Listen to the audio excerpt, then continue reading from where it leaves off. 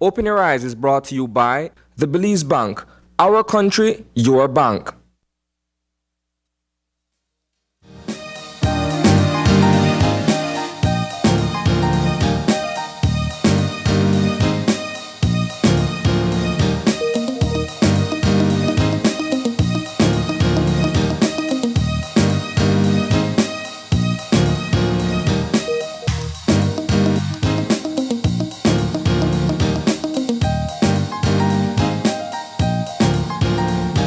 Good morning and welcome to Open Your Eyes. Start your morning right. I'm April Martinez. And I am Isana Cayetano. Good morning on this bright, lovely Monday morning. Back to work Monday. Back to work Monday. I always feel like Friday they're too close to Monday and then Monday they're so far away from Friday. You know, in other jurisdictions, the work week has been abbreviated, so to speak, so that employees no longer have to go the full 5-day length the way we do.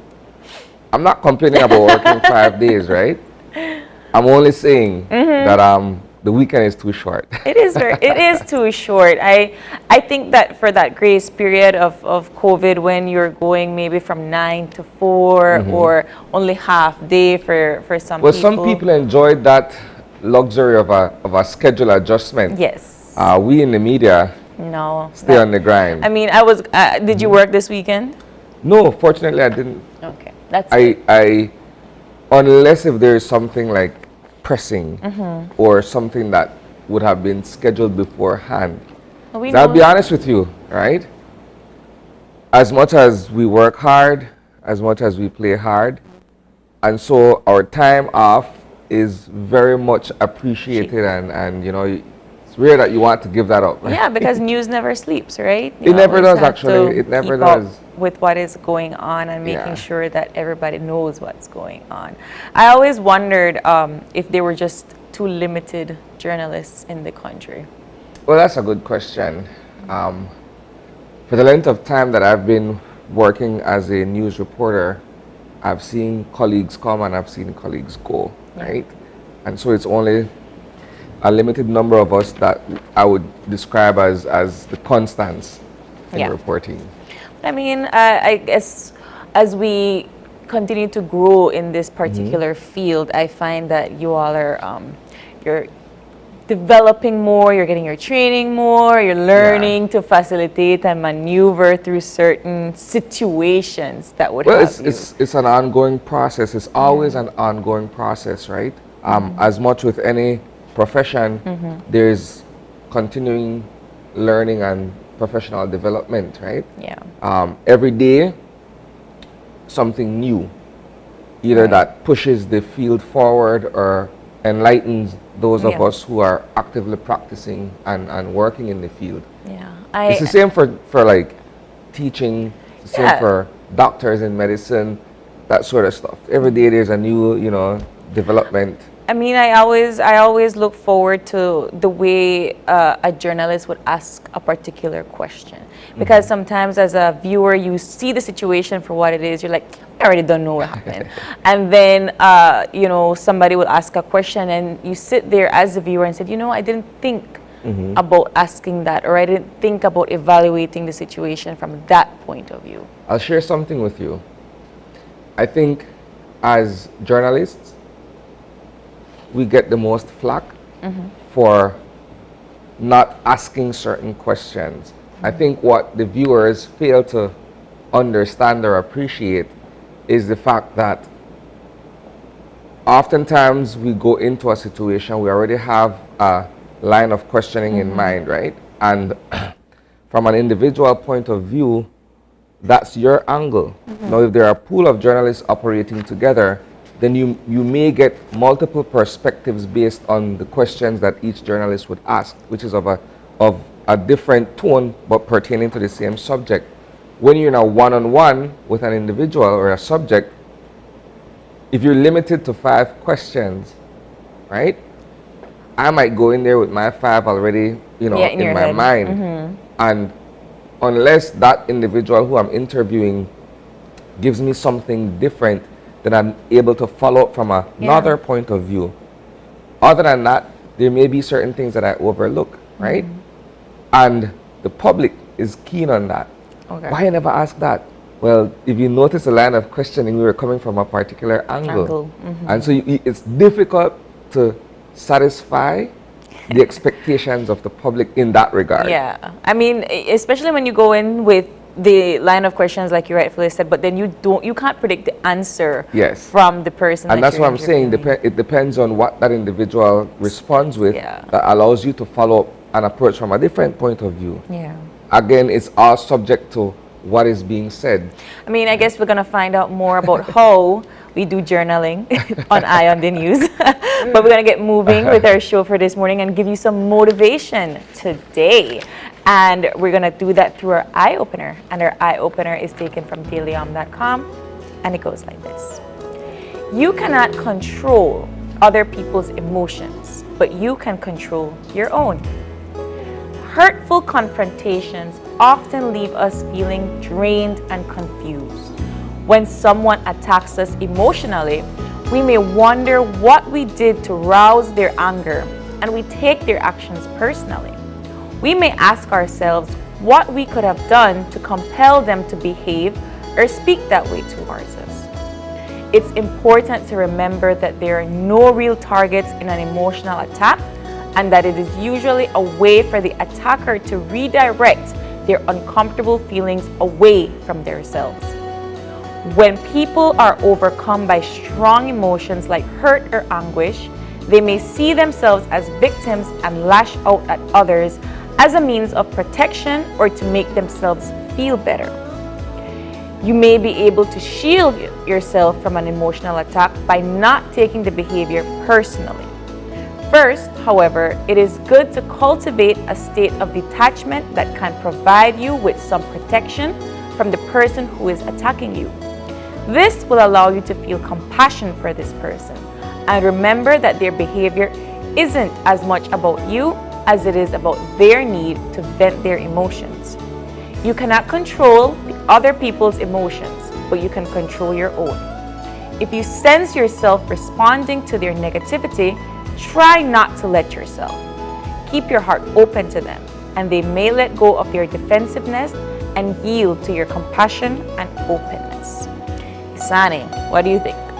I'll frame this eye-opener in the context of being in a relationship, right? Oftentimes in the man-woman scenario, there are times when the woman who is considered the more emotional of the two would feel a certain kind of way and express herself in a certain kind of way. And even if how she's feeling has nothing to do with her partner, it's something that I would describe as misplaced or misdirected aggression, in a manner of speaking, right? Where you take it out on that person. And it's difficult sometimes because you want to completely ignore the fact that while you don't have anything to do with how she feels, the fact that she's lashing out at you because she's not addressing what is actually bothering her, you tend to want to respond or get involved with it when you know fully well it has absolutely nothing to do with you. I think in instances like those, it's probably easier to say, okay, what is the issue? Let me see how I could help you or whatever. But the fact that it's directed towards you and you feel like you're being attacked innocently, automatically your defense goes up and then you want to respond in kind, right? That's how I look at the eye-opener. I may be wrong, but it's just my point of view based on what has been shared, right? But yes, I mean, when you look, and this I was framing that in the context of a relationship, but it happens, you know, outside of that as well. You could be at work and someone is having a bad day. Right. And the cause of that individual's tension absolutely has nothing to do with you. Right. You just happen to walk into a space where there's this release and you could be caught off guard because it's not necessarily intended for you. You just happen to be there when that person lashed out. And it could be in any scenario. Right. They always say don't take your problems to work. Don't Yeah. take your home problems to work. I was thinking about this in a parent-child kind of scenario where as a child you are so innocent of so many things. You don't know half of the challenges that your parents Yeah. go through on a day-to-day basis. And you know, maybe as a mom or a dad, you're just having a really, really rough day. And you know, they spill the milk on the table and that just Triggers sets it, you. right? Yeah. And it's not even about that. It's just about all of the other things that happened Yeah. before, and then now there's something else. And Because as parents, we try to discourage that kind of outburst, Right. right? And I always tell people, I say, look, if you have an issue, direct it at the person that is the cause of that issue. Or if it's not the result of someone that's acting back, then you need to find exactly what it is that's bothering you and you find a way of addressing it. In the context of having kids and parenting, if I look at my son, I have a toddler, 3 years old, right? I can't take out how I feel towards him. Yeah. because he is none the wiser. He doesn't even know what my day would be like or what Yeah. my day has been, Yeah. right? Sometimes you come home from work, it's a long day, you have A to Z to deal with during the course of the day, and then you come home to a different environment, but you don't get the opportunity or the chance to defrag. Yeah. So you're still, you In know, that tense and mindset, what yeah. have you, and then you come into a situation where, okay, well, the child is hyperactive or he doesn't care He what don't your know. day is, he doesn't Yes, even know. yes. So it's that kind of a scenario. Yeah. So I mean, it's as a adult and even as a teenager, you know, taking things personally is a little bit difficult to not do, because especially if you care about that person Yeah. and you feel that there is something that maybe you did to trigger, or maybe you feel like there is someone you can help, and then it kind of makes that situation worse. And it has nothing to do with you per se, but at the end of the day, I think that as you, the person that feels that you're giving that outburst or you're lashing out, it is important to take that into consideration, that the people that are trying to help you just Yeah. care about you. And you, as the person that is trying to help, maybe, you know, give them their space for a few minutes and Yeah. let them breathe. Because I know that I've been guilty of doing both. I've been guilty of lashing out, and I've been guilty of being the person that is lashed out at. So, you know, you have to But in to the take case this. of you being the person that is lashed out at, then you're the victim. Right. You're the unintended victim. Right, but I take things with a grain of salt. I'm very much, all right, this is how you're being right now. I'm just gonna walk away before the situation gets worse. Yeah. And that's what you have to try to do. You have to learn to just walk away from things that are maybe you are light a fuse, right? And Yeah. it get worse, and we don't want that kind of situation. Yeah, end up and then Isani, I have to interview me for things. But we have to get moving. We hope we motivated you, I think, for this lovely Monday morning with our weather forecast for this morning. And we will soon talk to our friends from the National Meteorological Service of Belize to learn more about the general situation and what we can expect for the week. I don't know, the weather this weekend was fairly Pretty warm. warm. It was Yesterday, hot. wow, man. Yeah. Yesterday was a scorcher, if you ask me. Fortunately, I was indoors in an air-conditioned environment for the better part of the afternoon. But being indoors and being in the cool and stepping outside, Calls for a bad situation. really bad All situation. right. So our general situation for today is we have the east to southeasterly airflow prevailing. Our 24-hour forecast calls for sunny skies today with a few cloudy spells. Tonight, skies will be partly cloudy.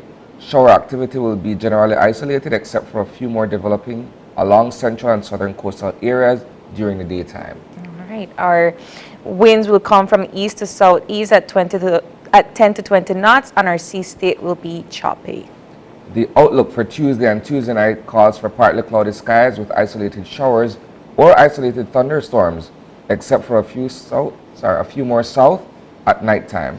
All our temperatures, our highs for today will be on the coast are 88 degrees Fahrenheit, on inland 93, and our hills will be 82 degrees. And our lows tonight call for 80 degrees Fahrenheit along the coast, 74 degrees Fahrenheit inland, and of course 68 degrees Fahrenheit in the hills. All right. There doesn't seem to be any update on tropical advisories and so forth, but which I presume is a good thing. It is a good thing. thing. Don't have anything to worry about at the moment, taking into consideration that the hurricane season goes from June to November. Yes. Right? It's always good when Belize gets that blessing of not having to deal with hurricanes for that time. But we're going to get moving into our show for this morning with our Eye on the News.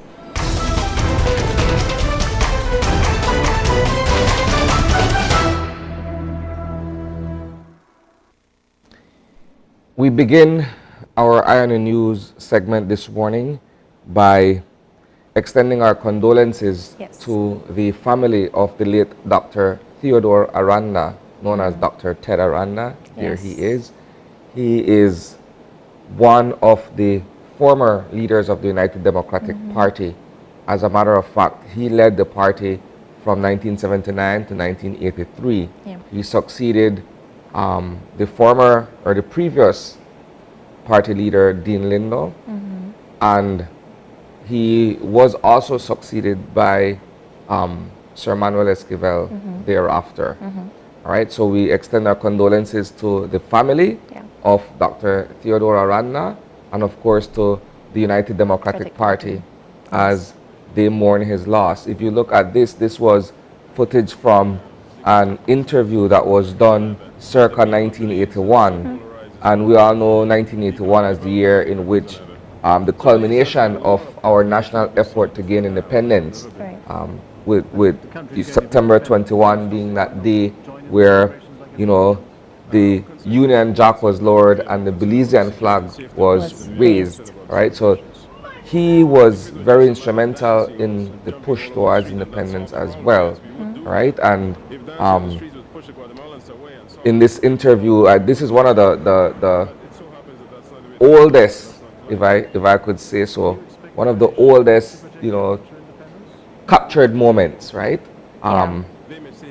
He had his individual role, and you look at the late George Cadle Price, who also had his individual role in the push towards independence. But if at any point there was any difference in thought or the overall philosophy moving towards this nationhood, I think all of that was resolved leading up to September 21st, right? You know, Isani, I really like that you all showed that footage, because one of the things that we fail to do as Belizeans is kind of take the acknowledgement of all the key players in events like independence. You know, Dr. Aranda was one of the former opposition leaders, and him alongside his other party members were instrumental in this. He was instrumental in being one of the first out of the Garifuna community to be a party leader, you know, and these are giant steps for a person to represent such a cultural community. And I am sometimes worried that younger generations will not know these names. You know, we highlight the key players, but we tend to dismiss other roles in historical events such as Independence Day and such as being in the opposition and other leaders and other events that we have done in this country, right? So I wanted to take that moment to give gratitude for the media for having that interview, but also for people and other generations that are growing up to learn the names of instrumental key players in these events. So, all right, so that's our brief look at Dr. Theodore Aranda's contribution to Belizean politics, right? A week ago, last Monday, there was a formal announcement by the Chief Elections Officer that the 10% threshold that was necessary to trigger a referendum had been met. Yeah. In other words, the religious community, the churches, were able to garner the requisite number of signatures from persons who are eligible to participate in a vote in an election process.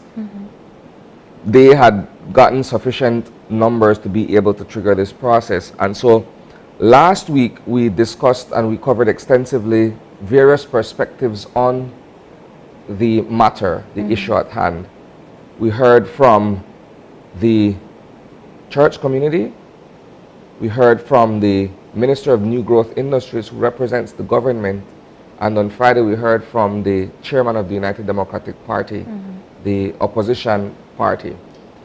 What we are anticipating this week is the issuance of a writ of referendum from Governor General Farouk Salam, where this would all be made official and a date would then subsequently be set.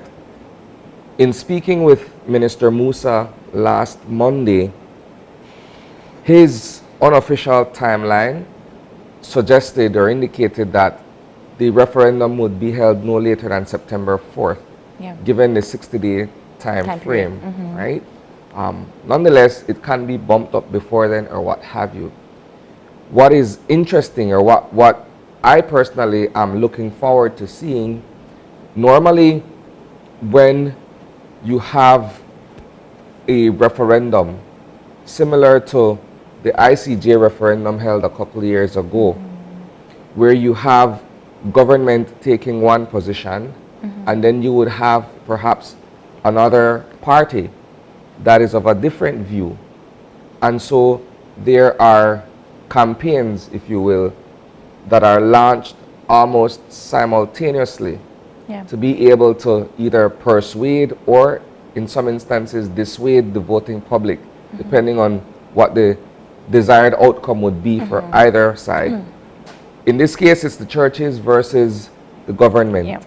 You would recall that the government, the Briseno administration, introduced this piece of legislation, took it through all its stages, and towards the very end, that's when the church kicked in and launched this petition drive, where they were going around the country getting as many signatures as possible.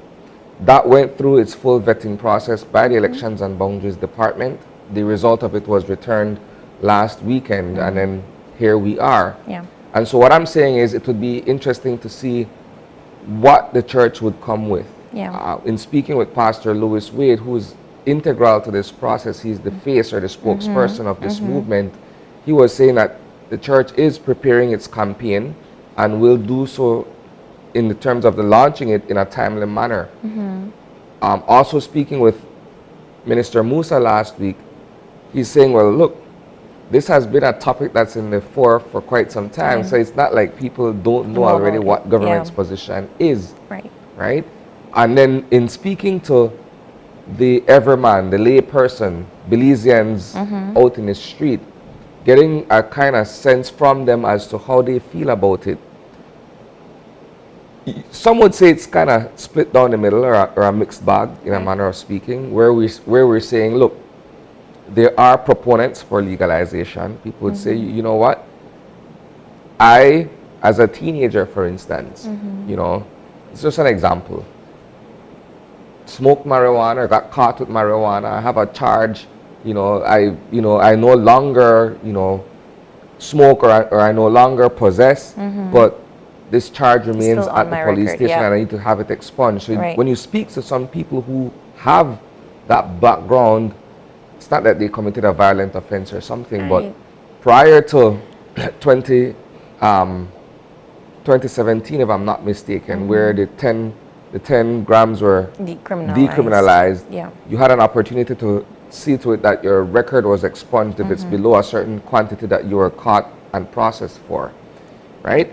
And so you have people from that end of the spectrum. Then you have another end of the spectrum that says, look, we're against it altogether. So we're voting not to have it legalized because of what the effects have been on society. Well, you know, and that's interesting because in that same interview with Minister Musa, he had given some statistics that said ever since that the 10% was decriminalized, you see a decrease in number of people going to prison, right? And because, you know, they're no longer charged and incarcerated for having or possessing that 10%.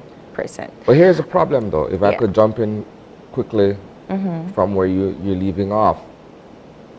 So while you may have what appears to be lesser numbers of persons being incarcerated for possession of small quantities, a lot of the turf wars that we're seeing across Belize City and in other parts of the country are being attributed to the sale of cannabis, albeit illegally. So while you're allowed to have up to 10 grams on your person, you would have had to purchase it or acquire it from someone or somewhere where they are perhaps wholesaling. That in and of itself is illegal, Yeah. right? And so while I may go to my supplier and buy my catch, as we call it, or what have you, he has to get that from somewhere. And if he's selling in a certain neighborhood and he is going in competition against someone else in that neighborhood, you can see where the I see where conflict you're comes going. to play. And so I think that's something that the government also recognizes. And that was also shared numerous occasions in speaking with the minister himself. I think that one of the prime, well, I don't know about yourself, but for me, I haven't heard a proper objective campaign about whether it should be legalized or it shouldn't. And I say this because I support the idea of a referendum. I think it is good for our democracy. I agree with the process. But if you're just going to tell me no because it's bad, that's not enough for me. If you're going to come in and provide me with proper scientific research and data for your campaign, I will listen to you. And that goes for the reasons to legalize it as well. And the science, in my opinion, is what makes it controversial, simply because it is being used as a tool on either side. Now, in my capacity, humble capacity as a journalist, I've listened to advocates for and against, and they're using science as well. Some people will tell you, look, well, the science tells you it's good for this, that, and a third. And on the other hand, some people will say, look, the science tells you that this is, you know, detrimental to one's health. So then my biggest concern would not necessarily be whether or not to legalize it or so, but let's just say that it is, right? Let's say that it is legalized. My biggest question would be, how are you going to monitor the amounts that are provided to the person that is producing and the person that is buying? How are you going to do that? We barely can monitor traffic. It's just one of those concerning matters. If you are going to keep it legal and you are going to keep it, you know, for the stability of the economy and what have you, and then not fall into the repercussions of it being an addictive drug to those that want to have it for recreational purposes, how are you going to monitor that? Well, beyond that, yeah, that's a fair question to ask. Beyond that are other concerns where if we're moving towards legalizing then and making it an industry, what does that say in terms of our position as a financial sector that deals business with other jurisdictions where there's correspondent banking? So that has been flagged as a concern. Another area is how equitable would it be for players at various levels to participate in the industry? We've seen where certain industries are monopolized. I'm not saying this would be the case here, but it's also a concern where people are questioning, well, if I am the small person who's made a living off of this thing illegally selling on the corner, then how do I get an in when you have all of these big investors who are also competing to run the industry? I mean, so that is how you become a developing country. Is it not? We can't keep doing the rush and brush under the table kind of situation and expect that the economy will be built in that kind of way. And that would also go in line with monitoring and making sure that certain substances are being produced in the right and legal manner, right? So I am interested to see how it will play out. Honestly, conversations like these are needed. We need to continue having them, especially since there will be a referendum on the way. Ask the questions. I think that we don't think of it enough as an economic resource. I think we're thinking too much about it being a recreational activity, if that's the word I should use. And we should be asking fair questions apart from the scientific ones. But how is it going to benefit small farmers? How is it going to benefit big agro producers? How is it going to benefit the tacos later down the street? That's what I want to know. Fair enough. All right, so this conversation on the pending referendum and the legalization of cannabis will be an ongoing one. I will segue now to our final point or subject on the Irony News, where it concerns a story that we covered on Friday, where Howell Gillett, my good friend Mr. Gillett from the Belize Police Department, took a cohort of about 20 kids to the Supreme Court, where they sat in on a trial, also a mock trial, where the acting Chief Justice Michelle Aranda held court, so to speak, right? This is, for them, a first-hand look at how Belize's justice system works. And I look at this story against two stories that we ran last week. A week ago today, we sat here discussing the situation with Allison Major and how he was killed at the hands of police officers who were in pursuit, a vehicular pursuit of him in the area of the foreshore, and it ended in front of the commercial center, which is now City Hall, with the death of Mr. Major. Well, the officer accused of having pulled the trigger was acquitted for lack of evidence on Monday. So that was one scenario. A few days later, a young man, Tyrone King, if I'm not mistaken, was executed inside his home on Giles Street. This is also in the Lake Independence area. And his sibling, Shakira Forrester, who lost a son and another relative to gun violence and did not receive the kind of justice that the family would have wanted.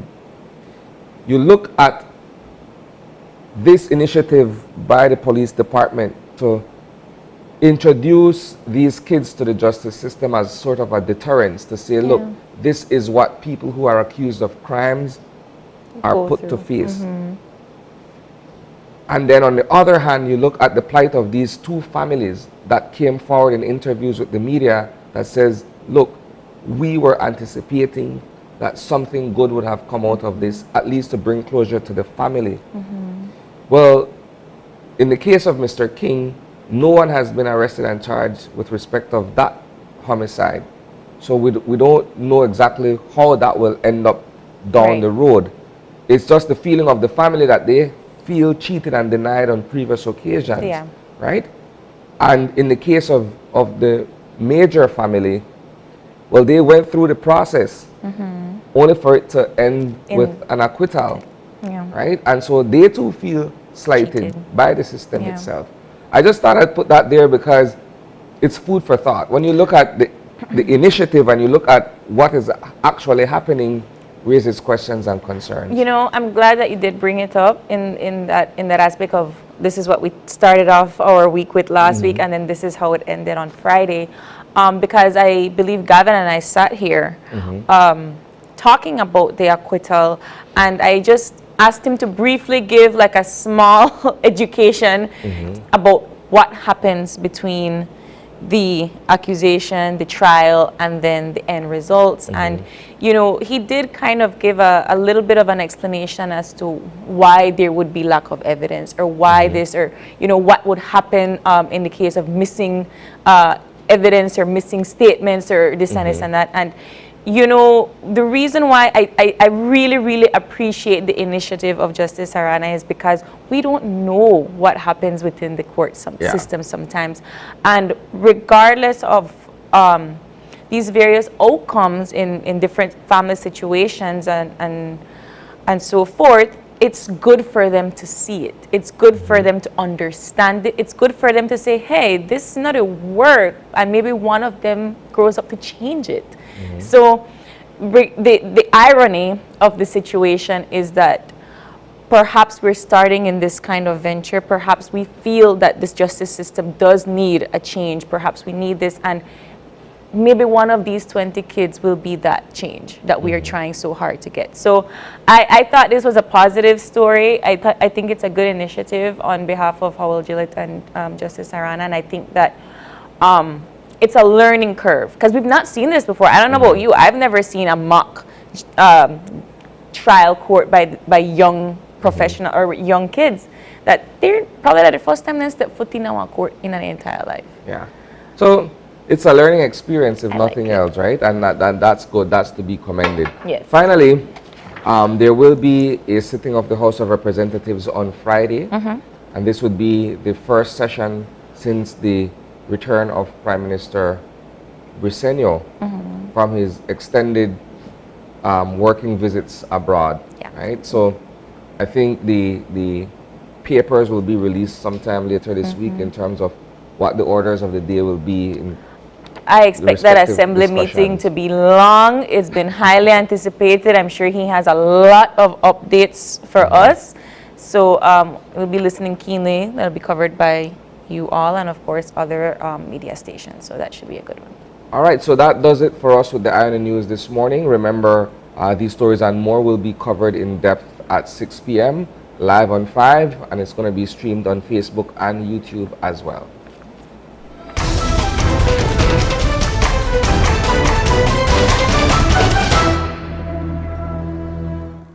And we have a full jam-packed Monday session for you all today. Starting off with our first conversation, it is the Public Service Unions Week. And it's been a long list of activities. That's something we didn't talk about on Eye on the News, but they kicked off their week yesterday with their inauguration ceremony, their opening ceremony for the Public Service Week. And we will be joined by 2 representatives of the PSU to talk about the Excitement Week and all they have in store with their activities. And of course, we are going to be commemorating World Population Day as well. So our friends from UNFPA and BFLA will be joining us to discuss World Population Day. So stay tuned for our first conversation. And with that, we will take our break. And when we get back, PSU Week.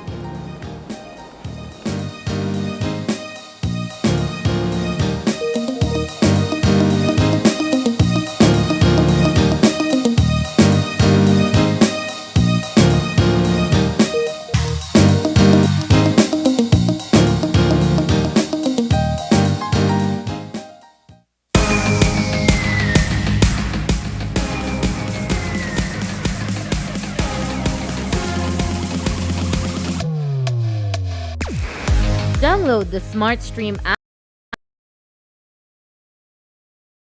Get access to movies and stream at home or on the go. Prepaid customers can purchase regular data packages or get a discounted rate on a special SmartStream package by dialing 7737. Postpaid customers will be billed monthly. Never miss a movie again with SmartStream. After a rough week of school, Jake and his friends decide to treat themselves to frozen coffee. And since they don't have cash on them, they decide to use eCash. With eCash's geolocation feature, Jake can easily find the nearest coffee spot. With eCash's built-in option to split bills, Jake can pay the bill and his friends can reimburse their portion of the bill. Jake scans the merchant's code and confirms payment.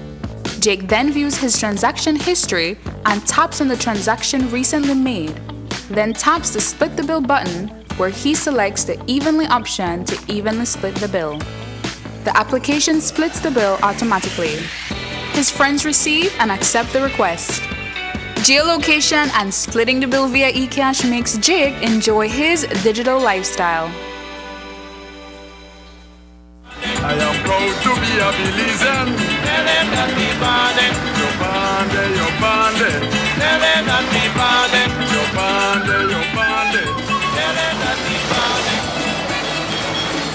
I've always enjoyed the different flavors of my country. Every nook and cranny has its own unique taste. Our history, rich with culture. We've come so far since our independence. Our flag, rivers, mountains, our people, diverse and strong. Looking back, I am proud and honored. We must continue to preserve and conserve our culture and country for the next generation. This is our Belize. Respect it, cherish it, love it. I'm on my way to Benny's, where I can get what I need and save some money. After 75 years in the business, nobody do it like Benny's. Hello, how may I help you? Anything you need, we got you. Whether it tools or tiles, lights and fans, we are serving with a smile. Genuine plumbing and electric supply, quality construction supply, heating and air condition, 100% Belizean. Benny's, celebrating 75 years. Quality and savings, quality and savings. Benny's, celebrating 75 years. Quality and savings, quality and savings. Benny's, celebrating 75 years. Quality and savings. Quality and savings. Applying for a Social Security sickness benefit? Here's what you need to know. A complete claims package include 1. Sickness claim form fully completed by the claimant and medical doctor. 2. Salaries record form completed by the employer or HR representative. 3. Proof of bank account such as bank book, online banking, or statement displaying your name and account number. To submit via email, you need to take a clear photo or scan of the documents and email to claims@socialsecurity.org.bz. Be sure to include your full name, social security number, and benefit type in the subject line of the email. Deadline to submit is 14 days from your first day of illness. All forms are available on the website at www.socialsecurity.org.bz. Social Security Board, safeguarding you, your family, your future.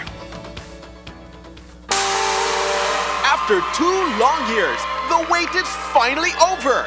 Your Tuesday night entertainment is back. KTV The Remix Season 4. On Tuesday, July 12th, we go live. And the best seat is at the Bliss. Come on out and win fabulous prizes and the chance to compete in our halftime challenge. Tickets are available at Channel 5 on Coney Drive at $3 for children and $5 for adults. Mask will be required.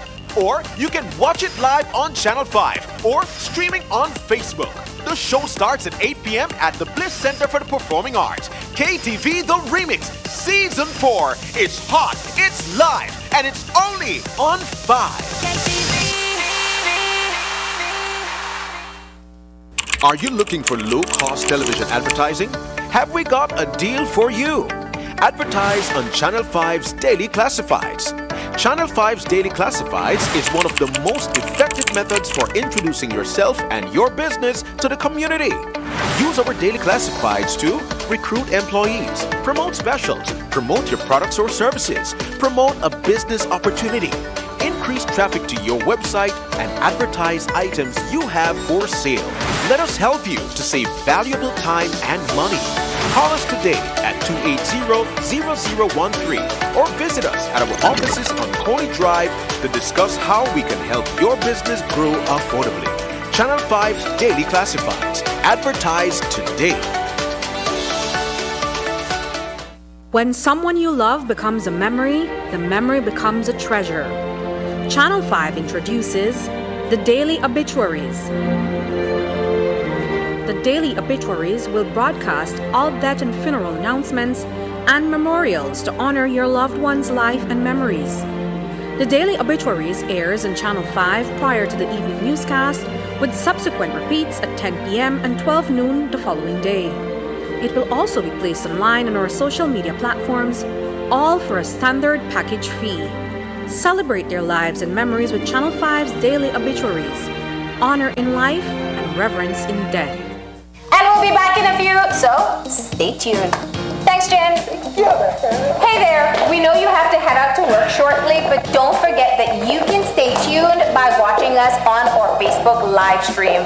Find us at Open Your Eyes BC, and you can continue watching there. You can also download Facebook Watch on your streaming device, and you can watch at your own convenience.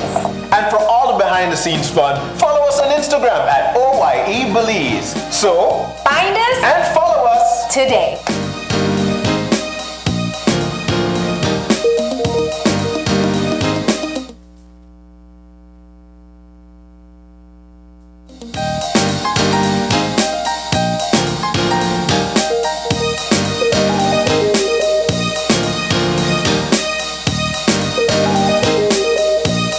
And welcome back. We have been joined for our first segment this morning by the first Vice President of the Public Service Union. We have with us in studio Anissa Gonzalez.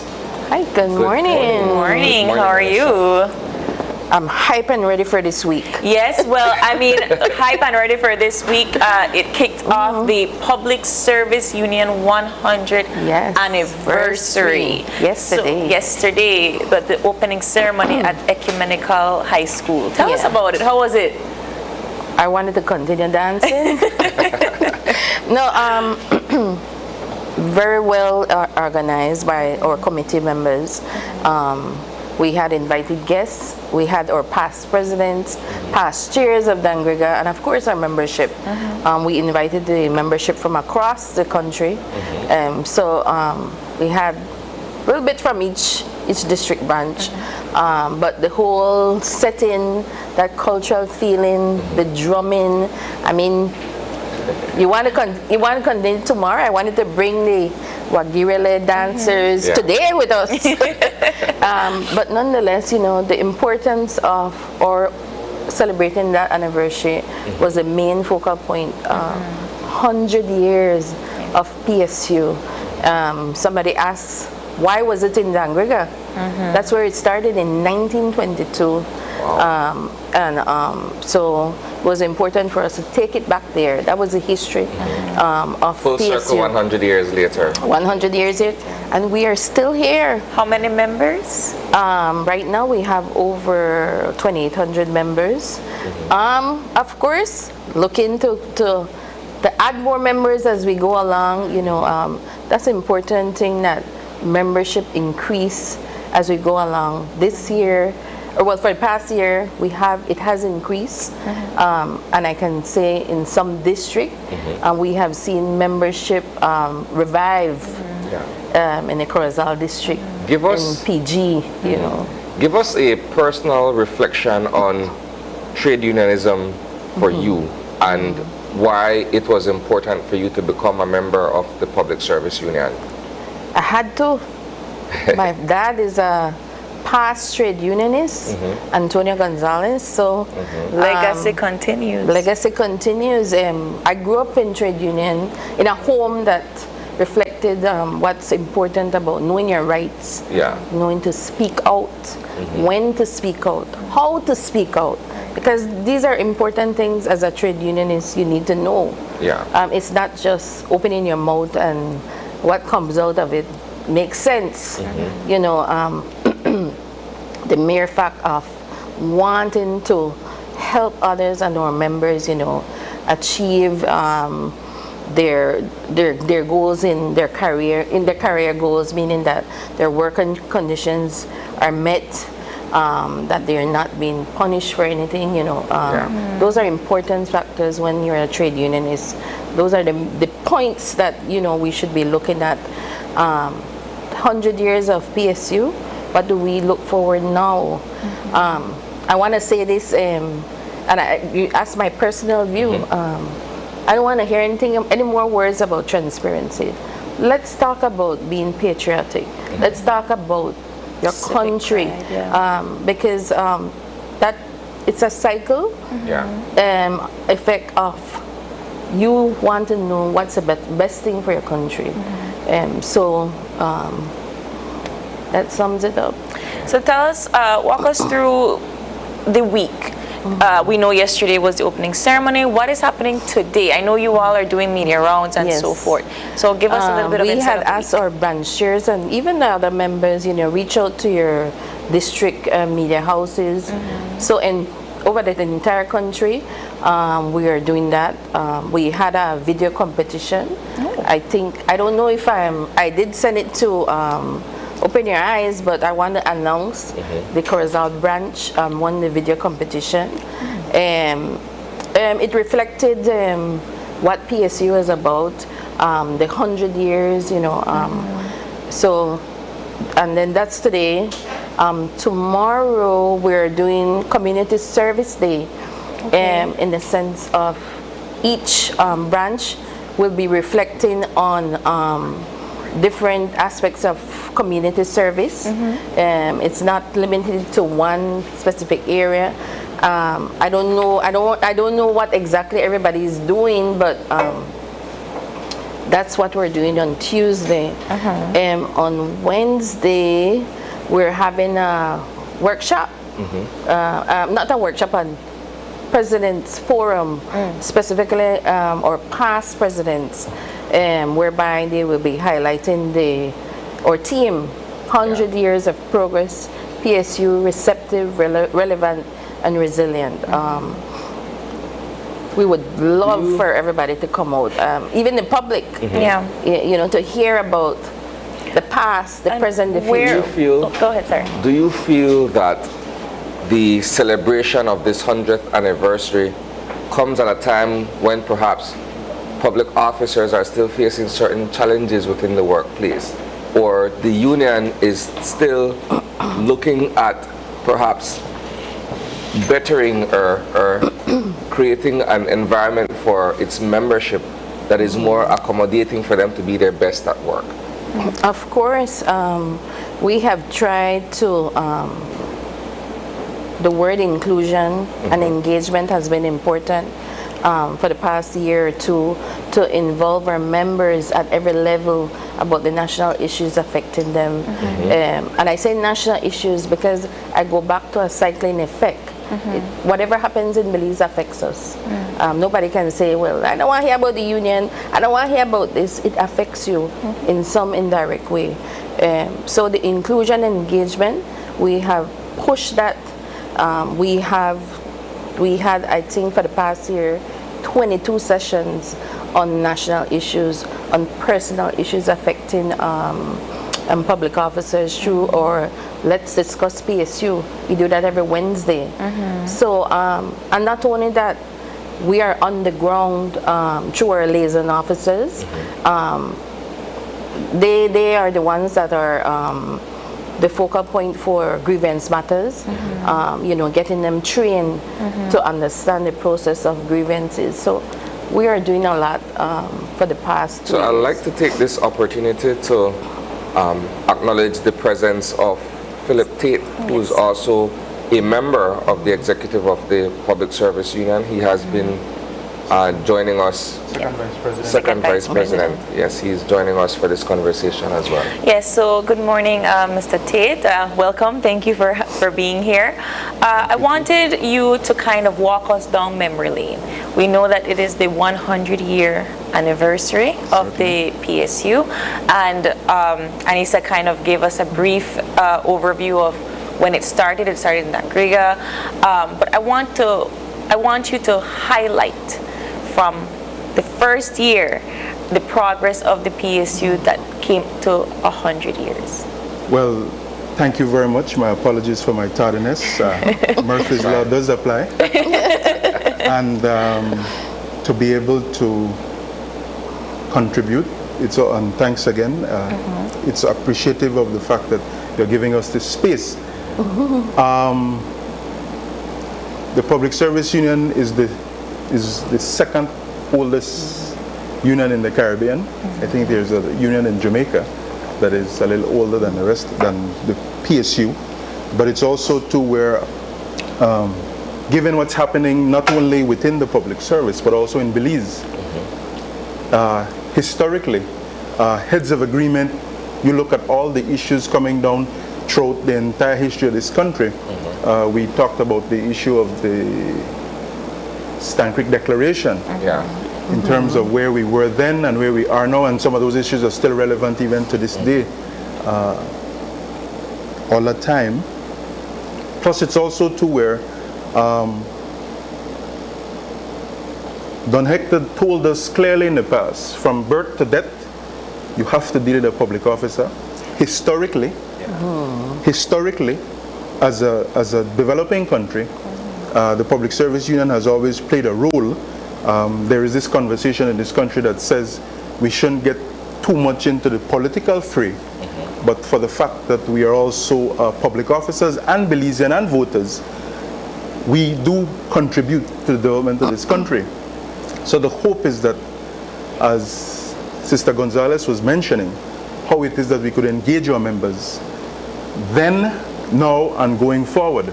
Because even though we are celebrating our centenary, I'm certainly sure PSU will be around for the next 100 years as well. Easily. And to see how best we could address the issues of development in this country. Belize is a unique country in the sense that we have a small population with a large land mass. The only issue too is how do we convert some of these resources that we have that could benefit the entire population. So historically we have played a role.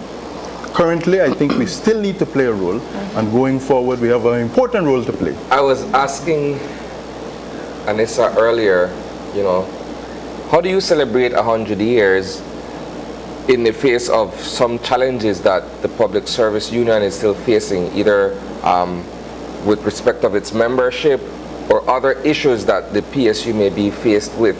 But that is one, which I think she answered fairly well. I'm going to put this to you. The public has a certain impression of public service, where in some instances people walk away not necessarily feeling satisfied, having come into contact with a public officer and requiring certain assistance in that professional space. So there's perhaps a school of thought that people are dismissive of the idea of having to deal with public officers because of A, B, C, whatever bad experiences they may have had. How do you celebrate your centenary knowing that there is still this criticism out there?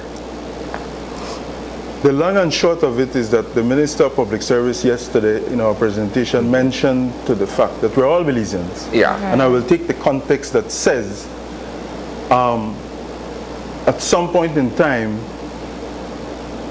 the goods and services that is provided to the public in this country also has an implication to cabinet. And this is not, I'm trying to be as apolitical as possible to be able to explain to the public that the service you get, vital statistics, which is extremely important, immigration, just look at the situation that was going on in immigration when you go there and line up to get a passport. So as we as public officers do provide the service, plus also there is also the issue too of how best do we ask our leaders to step back a little, give the public officers the opportunity to run their respective departments, to be able to be as efficient and effective as possible, to provide the goods and services that the public does need. If they need to intervene to make it more efficient and effective, then I think that's where the role they can play in providing those goods and services that we need in this country. Belize is unique in the sense that it has 500,000 people, it's under 500,000 people. 42% of Belize is under the age of 17. And the reason we know this is because of the pandemic. So the goods and services that we would like to see achieved in this country can only come when the public says enough is enough. It doesn't make any difference who is in office.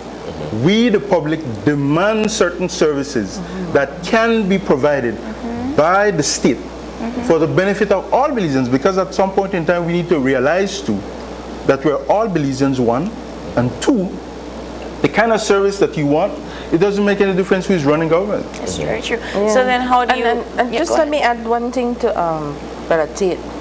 And I had mentioned this the last time I was on the on your show. It's about self too. What you bring to the table as a public officer. And I will talk from experience. I myself as a public officer, I would want to do my job at my best ability.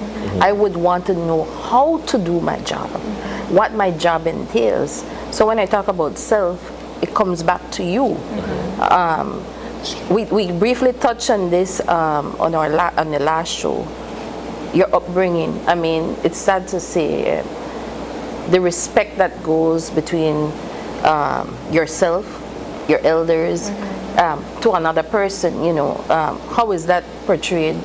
Not only on a personal level, but in your public office.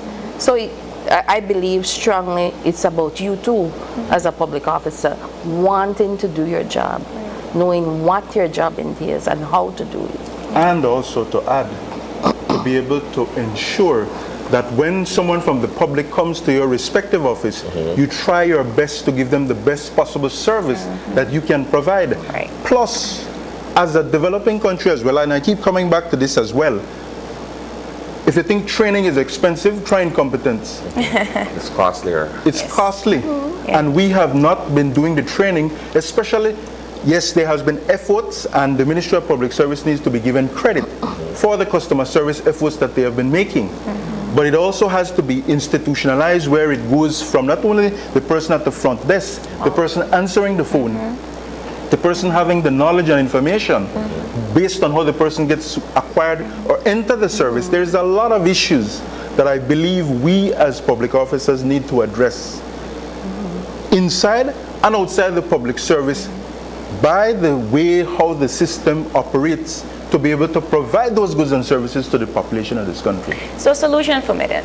If I go to Vital Stats and I am, you know, I'm looking for information, I'm trying to get my documentation sorted out, and the person that is tending to me doesn't have the proper information, is rude to me, and you know, I leave with no kind of directive, and then I'm lost and I have to go back to the line and start all over again.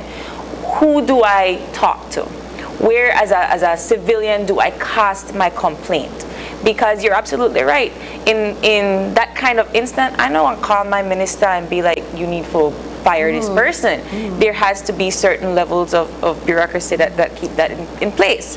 So then who do I go to? Well, there's a supervisor at Vital Statistics. I think that's the first place you should start, because there's always a chain. Okay. There's always a chain of process in terms of chain of command in terms of how these things work. And also one of the other issues too is that if at some point in time, if you complain without writing it, then it becomes a problem, because then it's a log in a forest. Nobody knows that it was documented. It's not documented. Yeah. And to be able to ensure that there's due process to ensure that it follows a chain as the public complains, because yes, complaining is one issue. But I think at different points in time, I think we also need to document some of these issues to be able to have a paper trail. There have been, in the month of July, there have been 10 complaints. What those complaints were, how were those complaints addressed, to be able to ensure that we have statistical evidence to show that there is a concerted effort at the respective public offices to be able to address specific issues that the public is complaining about. But if you go on just because complaining is easy. But it doesn't solve any problems. It doesn't solve any problems. How do we get to be able to quantify and to demonstrate? Because at some point in time in this country, we as a society also needs to be able to document some of these issues to find solutions. To piggyback on what April was asking earlier, perhaps another scenario would be where people travel from various parts of the country to the Ministry of Natural Resources, where they are also interfacing with public officers to try to get their land documents and what have you sorted out. Some of those people may come across public officers or a system in place that does not necessarily satisfy what they want. But in some cases, perhaps more often than not, they take to the airwaves with their grievance as opposed to actually logging it down in writing and presenting it to the relevant person who could address it. Well, the radio waves in our society now has become the way of complaining in order to be able to address specific issues. But coming back to the Ministry of Natural Resources, Vital Statistics, and some of the major departments where the complaints are, the pandemic taught us one thing. Clearly that going online, why is it so impossible that someone can log in? We're in the 21st century as well. Why is it that someone can log in PG and says, can you tell me where my documents is at Natural Resources is at this point in time? I'm ordering a computer from abroad because I want some specific specifications. I track where my computer is to be able to, when it lands in Belize. Why is it that we can't make a concerted effort? It not necessarily have to be in 2022, but say by 2023, 2024, there is a system in place lining up for a passport. Why is it that someone can't say your passport is at this stage, it will be finished by this time? I know that the Attorney General mentioned on TV that Vital Statistics is being moved and they are putting in some systems in place to be able to address these specific issues in order to be able to make, we need to find solutions to these common problems that we have that are lasting, sustainable, and to be able to ensure that the public can then say, well done, public service, you're doing a better job in providing the service that we need. Right. So then I want to kind of follow up back on the necessity or the need to have the public service union, because the average person will say you only have a PSU when they don't get paid or what, you know. And so what is it that brings the PSU to light when it comes to these kinds of situations? I know you were kind of discussing a little bit about the workshops and how you talk to your union, how you do meetings and so forth. So on the average day, when you have a complaint such as what's happening on Vital Stats or at lands, how do you maneuver that meeting? How do you talk to your membership? Well, I believe that people don't see what's happening. For example, we have a collective bargaining agreement that is currently on the table, that is being wrapped up, that started in 2008, 2009. So that just shows you how long it has been there. And we're trying to get that finalized. One. Two, in that CBA, it's not only salary increases, it's also to be able to ensure that we can put other systems in place to be able to ensure that it's not only about money. Money is important, but it's also to be able to ensure that the functioning of our systems, because one of the things is that what we have to explain, and part of this conversation too, is the issue of the depoliticization of the public service, where the minister doesn't have to be involved in everything.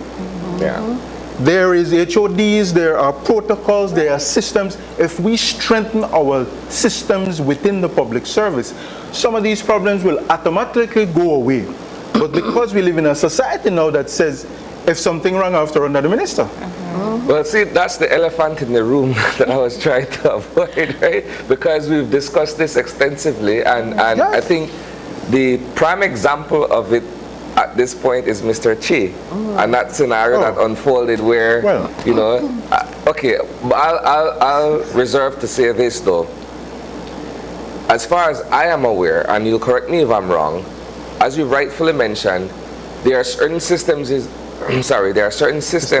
place that would allow for a certain chain of command to be followed, where you don't have to either go around or bypass, circumvent the actual individual in that position or the actual process that needs to be taken. And Mr. Chi case is just a classic example of, and I don't think the premise is that Mr. Chi is a perfect example of, this is now, we're dealing at the apex of the pyramid. The Prime Minister calls Mr. Chi, or called to speak to Mr. Chi. The Prime Minister never got to speak to Mr. Chi. But the premise is that, to make a long story short, there is a protocol. The Prime Minister should have called the Minister of Forestry, Fisheries, Sustainable Development, and then the Minister called the CEO, and then the CEO called Mr. Chi's supervisor, because Mr. Chi was acting on instructions. His supervisor says, go address the specific issues that we have. To the point now, and it's also the other side of the equation too, to be able to explain to the private sector that there is also a need to communicate, and the Forestry Department did follow due protocol to be able to ensure that some of these processes were explained to Ms. Chan. But because of the fact that I know someone who knows the Prime Minister, I can call, or I know someone who knows the Minister, these things have to be clearly identified to be able to ensure that there are clear lines where certain people shouldn't cross, because if you keep crossing these lines, then that's where the frustrations, the public complaints about poor service, all these things are issues that I think we need to put on the table to be able to explain to our leaders. So you'll forgive me if I'm pointing out what appears to me as a stark irony here, that we're celebrating 100 years of PSU. but Mr. Chi is being made to be the sacrificial lamb in all of this. Yes, and that's wrong. And that's wrong. And there are other public officers like Mr. Chi. You hit that exactly. You don't hear of other public officers that are going through some of the same issues. Yes. But Mr. Chi case became a media issue. And also because of that, we keep trying to explain to public officers that there is a thing called due process within the system. Whenever you need a promotion, you don't need to go to the minister. There was even a circular back in the United Democratic Party administration where it says, for your terms and conditions, you don't go to the minister. Right. So all these things are things that we're trying to explain to our members. And Sister Gonzalez was speaking earlier about the issue of engagement. If you join the public service, whichever means you come in, there's some basic rules that you have to follow. The public service regulations does exist. You need to read it. Yes. The store orders does exist. You need to read it. The financial orders does exist. The control of public expenditure does exist. All these documents are there not for cosmetic reasons. They are there for a reason, so that we follow the processes that exist within the public service. And it also goes back to the point where we need to build our systems to strengthen. Once we strengthen those systems, the service that the public requires can be addressed easier, quickly. I mean, I think that for the most part, we're all aware that you do need more employment in certain sectors. You know, the mere fact that if you go to immigration, you have to make sure that you're there. I don't know about you, but you have to be there from about 7, 6 in the morning. Otherwise, you're already at number 80 something. And then you only, once you finally get through the doors, there's still another line, and then there's only one person manning the entire system. So, you know, what can we do? That I guess that comes back to, I don't want to continue the conversation about complaining. I want to continue the conversation about solutions. So how do we maneuver that? And that goes back to my previous question about how do you discuss that when you're talking to your members? How do you talk about building membership? How do you talk about ethics in the workplace? Like I said, some of the issues at hand, specifically, I want to go back to our this week of activities, specifically because we're doing a workshop. I didn't get to finish a workshop on Thursday, specifically on their personal issues that affect public officers. So sometimes I feel that if our personal issues are not being met, are not being fixed, it's a hard ball to enter public office, and you bring those personal problems with you. So that's one thing. The workshop is on mental health that has affected public officers for the past 2 years. We hear stories of the mental health of public officers. That affects how you do your work. The other thing, we're having the Sister Sandra Masaya. We have a relationship with the Public Service International. She will be doing the workshop. Her topic is changing the narrative. Changing the narrative in the sense of what you're talking about. Are we going to do the same thing today? And tomorrow? No, it has to change. And it starts at the top, from the minister to the CEO right down. Most of these ministers and CEO, when they came into office, I want to say it's a green effect. They don't know anything about public service. They don't know anything about the regulations. So the learning process starts from them, and it trickles down to you as the public officer in those offices. If that is not being done, tomorrow will be the same. Tomorrow will be the same day. Right. And to add, in 2000, when we shifted from permanent secretary to chief executive officer, there was no succession planning done to be able to ensure that those chief executive officers understand the processes within the public service. And it's not to knock the chief executive officers. It's to be able to ensure that if you want to bring in someone within the public service, because a private sector-led entity has a different orientation than a public sector-led entity. And if you want to follow the public sector processes to ensure, because it's not profit-driven, it's to be able to ensure that the goods and services that we were speaking about earlier can be provided to the population.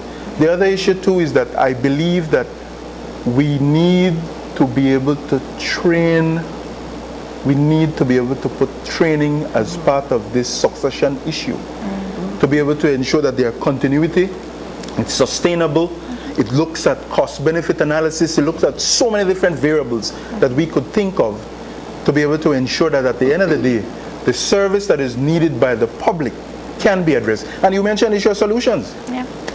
We have to just stop complaining and find solutions to some of those issues that we're addressing. So we're quickly winding down to the conversation, but we're talking about the continuous activities for the week, celebration of 100 years. You stopped at Thursday at the workshop. So I think I didn't finish with the past president. The past president forum is on Wednesday. We're partnering with University of Belize. We thought it was important to bring in one of the university, mainly as an educational aspect of it. We have young leaders coming up. And like you said, we're going to be around for another 100 years. Why shouldn't they know about what trade union is about? Trade union is not only about salaries. It's about 100 different reasons for 100 years. For 100 years.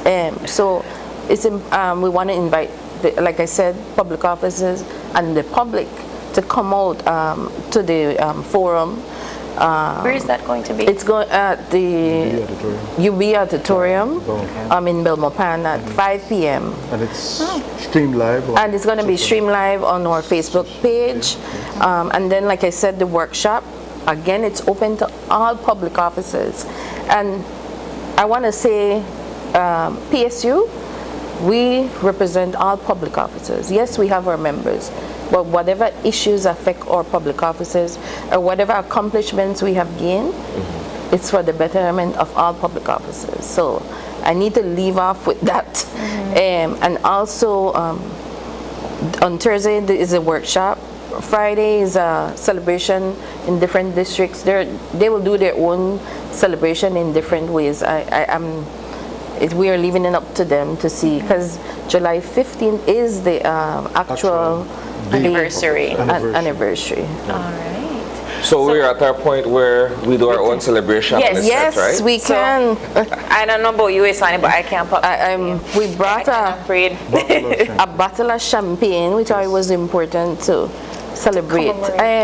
Because Brother Tate mentioned the media plays a major role in how not only trade unions are showcased, but what what is the message coming out of what we're doing? Right. And we have seen negative, more negative than positive. So you play a major role in how this is portrayed to the public. So then that means it's not have to open the bottle. Yes, certainly. I should be the one. Yes, you should be the one to open the bottle. Yes. I'll embarrass myself on national TV attempting to open. Okay, so well, I don't know how to open it. Let's go, Brother Tate. Brother Tate, I think it's. Is there a I think there's a cork in that, and that's why we don't want to open it. Just make sure it's turned that way. Pop. Let's go back to that little tidbit about the media's role in providing the coverage of union activities and what have you. I think, and I'll limit my input here to the years that I've actually been in the media. There are times when we cover the good about unionism, and there are times when we cover the challenges, right? And it just so happens that perception for some people is the fact that the unions are adversarial. Some people will tell you that. Other people will tell you, look, unionism is what drives the development of the society because you guys are at the forefront of certain changes, clamoring for certain changes. From the top where the government and the public administration system begins to the bottom where the every person or the every man is affected. And so we just provide the snapshot, right? For better or worse. Because some people say, yes, we are there to be able to provide the coverage, and some people would want us to be able to show something, represent something that may not necessarily be the reality. I didn't watch Brother Tate that is true. I just don't want it to pop out and then be able to make a mess. Yeah, so that's what I was trying to avoid when I declined. But, also what is important to when we started off, we were talking about using different words as it relates to what trade unions going forward. I believe I mentioned it, self-taught, inclusion, engagement, being patriotic. We need to bring that back. It's important as a trade union and union members to understand their role as union officials, and we have to say we have on different aspects. We have different situations. I'm not sure. Oops! Oh boy! I guess no champagne today. I love it. The premise is that it will eventually get open. Yes. We tried. We'll take a sip of bubbly. But with that being said, I guess we'll have to take our sip of bubbly while we're on commercial break. But thank you both so much. Congratulations to the PSU celebrating 100 years. And we look forward to the lineup of activities between today and Friday. With that, we're going to take a short break. But before we get to that, we have the Look of the Week from Phoenix Boutique. So we'll stay with that. Welcome to another segment with the Phoenix Boutique for our Look of the Week. Here we have a Zara satin black blouse with its matching yellow trousers. We have our Tory Burch tote as well as the belt. Our Meraki yellow clay earrings, Pandora heart-shaped necklace, and Calvin Klein black heels.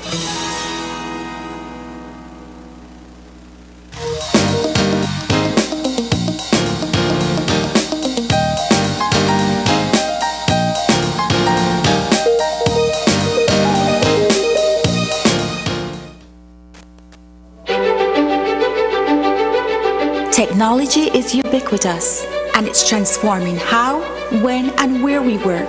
Full-Tech Systems is placing award-winning devices in the hands of information workers, allowing them to work without compromise in a world without wires, to innovate, create, and to maximize productivity anytime, anywhere, satisfying the needs of the desk-centric remote and field worker and every other worker in between. We are providing the industry's best devices to businesses going through the process of digital transformation. Partner with us today to provide the solutions that will allow your employees to work effectively and efficiently to enhance your customers' experience.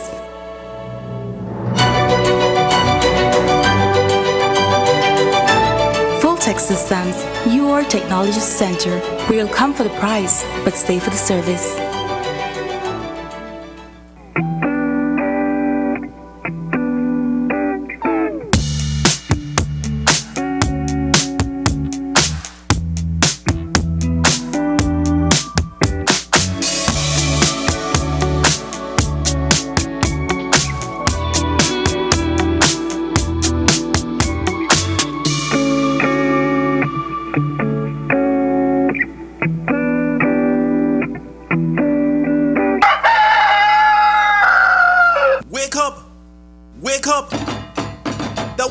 You think you may eat all the while. Gallo cheese with the blue rooster on the label is the traditional and the real deal. The original Dutch, redback or hard cheese in a Belize. Be aware. Check your label and make sure it is in English and for the Belize market. Gallo cheese with the blue rooster. The real deal. Santiago Castillo Limited. Supporting and building our Belizean community for 95 years and counting. Gaia Edam Dutch cheese, aged and tropicalized, the best formula for the Belize market, exclusively distributed by Santiago Castillo Limited.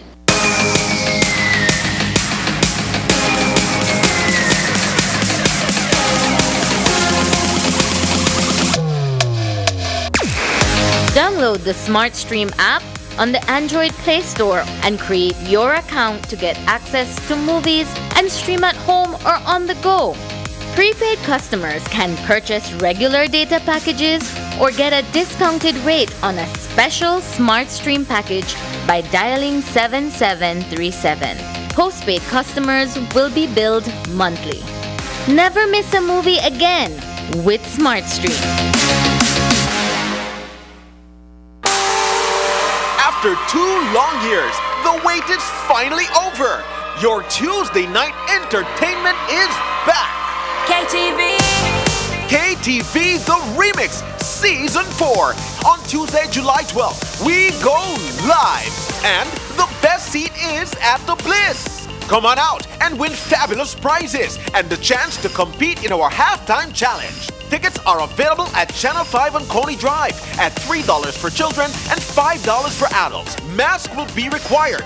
Or you can watch it live on Channel 5 or streaming on Facebook. The show starts at 8 p.m. at the Bliss Center for the Performing Arts. KTV The Remix Season 4. It's hot, it's live, and it's only on 5. KTV.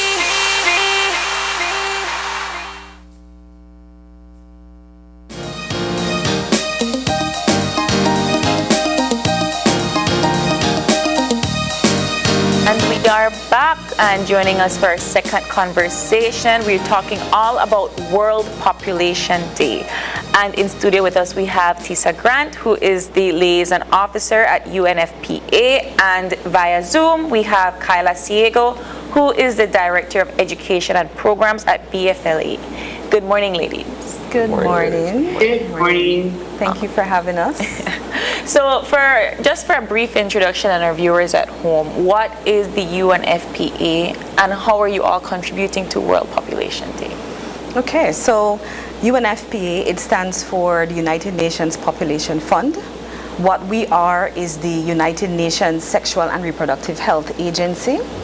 And so in our mission, very briefly, is to deliver a world where every pregnancy is wanted, every childbirth is safe, and every young person's potential is fulfilled.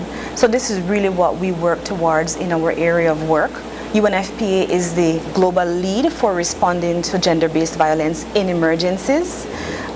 We support a lot of issues related to population, and so we are the agency that also primarily supports censuses and so forth. So that's UNFPA in a nutshell. And when we talk about population monitoring and population growth, what are the key elements you look for when it comes to, you said safe pregnancy and to make sure that every pregnancy is wanted. So how do you maneuver certain cases that are not necessarily being monitored under the UNFPA? Well, our responsibility is not necessarily for monitoring. We play a role in terms of advocacy, policy dialogue, and so this World Population Day celebration, which is what it is really looking at that in terms of talking about what do we do beyond just the numbers. How do we go from counting to ensuring that we are actually measuring what are those progress that we've made, and also taking count of the barriers, because it's not just about counting people, but it's about understanding what affects persons in their individual lives. And so the theme for World Population Day this year is a world of 8 billion towards a resilient future. So harnessing the opportunities and ensuring rights and choices for all. Where does Belize factor in, excuse me, in the celebration of World Population Day, taking into consideration the challenges as well as the achievements that we have experienced as a nation?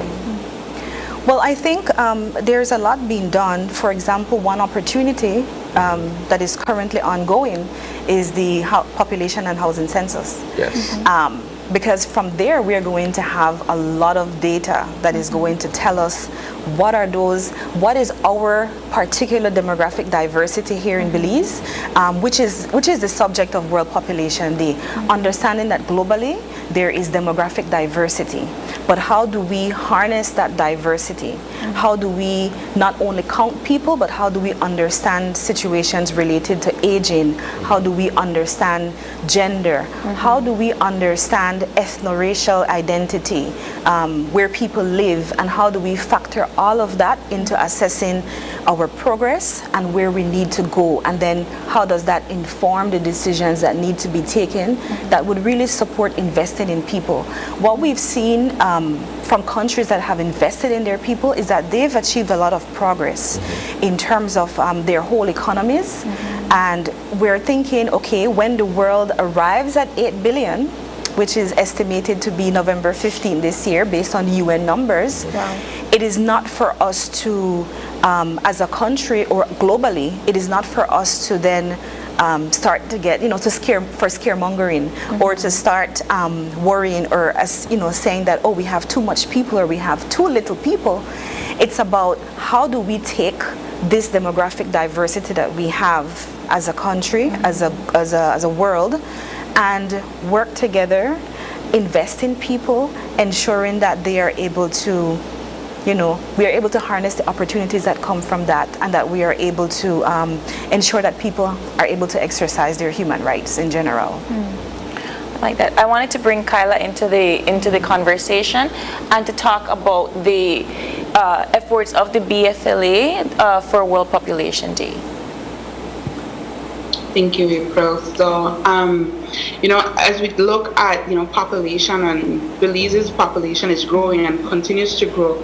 I remember a few years ago, it would have been probably 2018 or 2019, I was in we were doing a training through the Department of Youth Services on youth mainstreaming youth participation and decision making. And there was a presentation from a statistician that looked at the entire Caribbean region. And so while some of the other Caribbean countries will be or are experiencing like a decline in their population growth, Belize's population will continue to grow. So our projection is, continued growth, and of course, with a very young population, that is to be expected. So for us at BFLA, how we contribute as a partner with UNFPA is we do a lot of education. And this Saturday that just went, we had a youth camp with young people from across the country, youth leaders in their own right, and we talked about the Montevideo Consensus specifically, which is a regional document that our countries have committed to address population and development issues. We spoke about the ICPD, and that just being the entire impetus as we look at what are the population needs, and so what are the areas that we will have to address. So in our work at BFLA, we focus a lot on helping young people and the general public to understand, well, what are your sexual and reproductive health rights? What are the services that you are entitled to?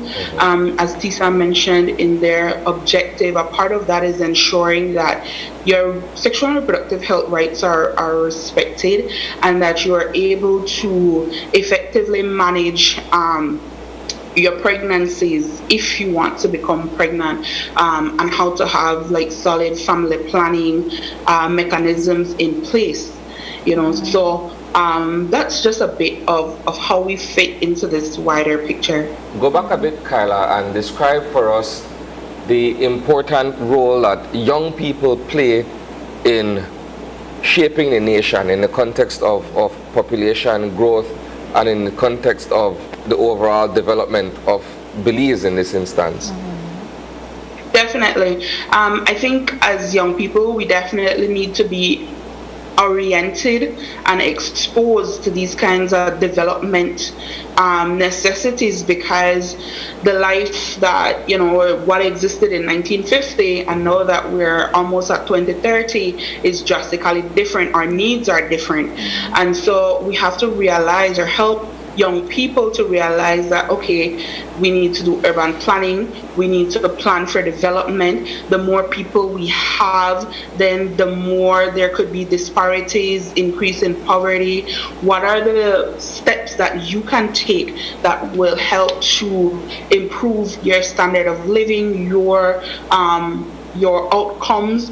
What do you need to do to set yourself apart in this growing population, but also to be cognizant of the needs of others within the population? So it's not to discriminate, but to also be conscious of migration issues, because that's also affecting us in Belize.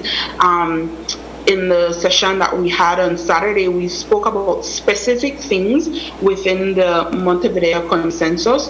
And so we spoke about like the universal access to health services. What does that mean? And in the context of a growing population, we spoke about migration issues.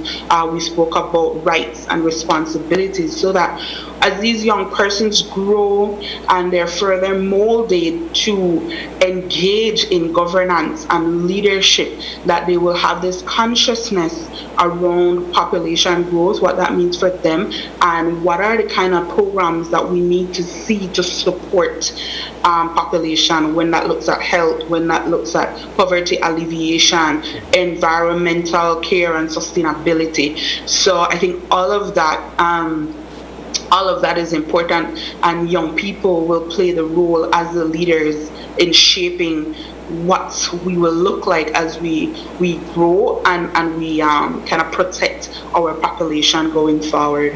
So based on that, I think she touched on the Montevideo Consensus. Can you give us a little bit of an overview of that conference? Yes. So just to take it back a little, because she also mentioned the ICPD. Yes.